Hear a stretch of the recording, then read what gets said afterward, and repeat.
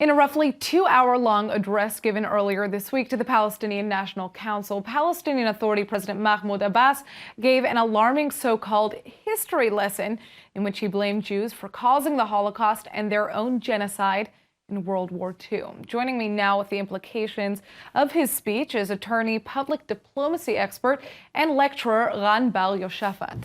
Thanks for joining us. Happy to be here. All right, so what are your initial thoughts and reactions to Abbas's statements here? Okay, well, first of all, I wasn't really surprised. We have to remember that just last year, Abbas said that Israel is poisoning water wells of the Palestinians because of orders from the rabbis.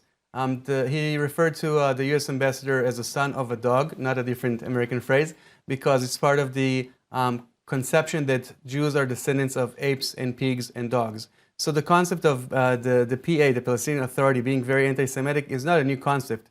What I think is very unique is the fact that right now the magnifying glass is on them and not on Israel. But I want to say one more thing about this, this concept of them being anti-Semitic. The biggest test for me is the fact that right now, every year, the Palestinian Authority is paying hundreds of millions of dollars to terrorists. It means it's actually more beneficial for you to conduct an act of terror. You get about 5 times more than the average wage if you commit an act of terror.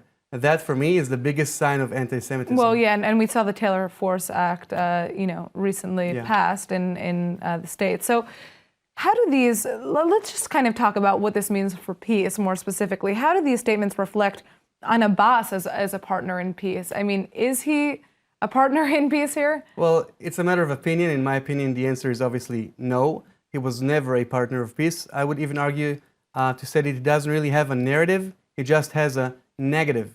That's why he's always trying to undermine the connection between the Jews and the land of Israel. He's trying to basically take our identity and copy-paste it to his identity. So we cannot have peace with a person that's inciting for terror, indoctrinating children to hate Jews in his schools. That's not a sign of a peace partner. Well, I mean, Abbas has a long history of Holocaust denial, going all the way back to his degree from Moscow and his dissertation. Yeah, his dissertation called "The Secret Relationship Between Nazism and Zionism."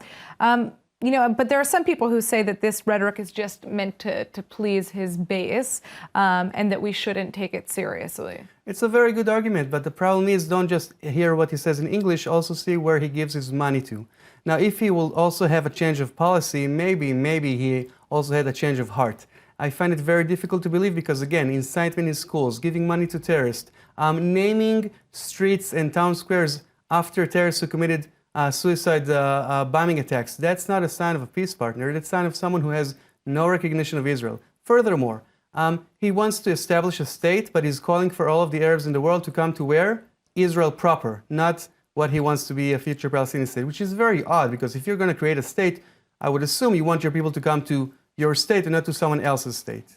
Well, going back to the Palestinian National Council, the PNC, some expect Abbas to be either excluding political opponents from the convention so that he can obviously shore up his own supporters in power, or that perhaps he's, maybe making one of his loyalists poised to replace him at the right time. He is in his 80s, of course.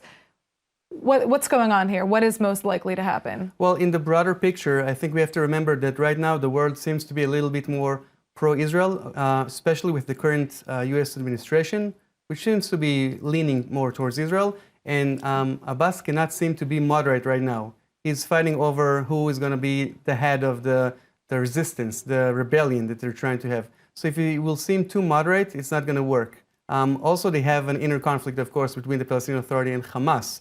And again, there's a big question, who's going to be the person who's going to rule this entity?